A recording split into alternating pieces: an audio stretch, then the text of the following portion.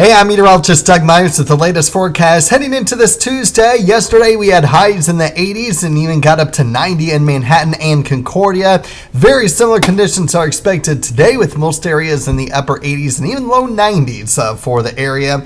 Still tracking the low humidity, so it may even be dry enough to where the feels like temperature would actually be cooler than the temperature by a couple degrees. I do expect that humidity to increase through the day Friday and a little bit more humid, if you will, or muggy officially on Saturday, where those dew points will be back in the low to mid 60s. But until then, at the very least, it is looking like a couple more nicer days, if you will. Still hot. Still want to make sure that you're taking care of yourself in this heat with those temperatures on the hotter side, well above our average high of 83. Lots of sunshine for today and again for tomorrow as well.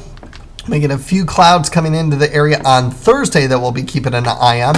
Right now, at least according to this model, showing the thicker clouds off to our east. And this is from what will be the remnants of what will be Hurricane Francine that could get up to Category 2 later on today into tomorrow morning. So that'll be a storm system that we're monitoring, but the way it looks right now, unfortunately, the rain is going to be staying in the southeastern portions of Missouri. So rain staying well out of our area. Now, how much of that cloud shield moves into our area, that remains to be seen. And so because of that, I do have a mix of sun and clouds on Thursday in the official 8-day forecast, but then going back to generally mostly sunny. Still may have a few clouds here and there, not only from Francine, but also from a weak system that could produce a few rain showers in the western half of Kansas Friday night, Saturday morning. Right now, I'm keeping the WIBW viewing area dry, but if anything were to move into the area, we're really only talking about Cloud County at best. It's not going to amount to much, but it's a possibility for Friday night, Saturday morning.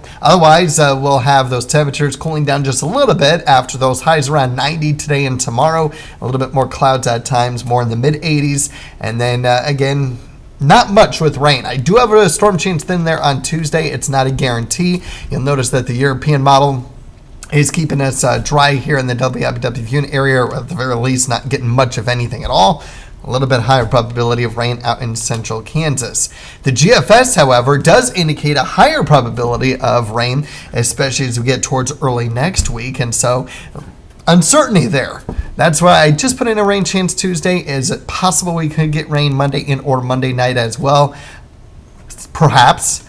But it does look like we do start to see that weather pattern changing as we get into that 6 to 10, 8 to 14 outlook with wetter than normal conditions possible, at least the probability of it. So that's the good news.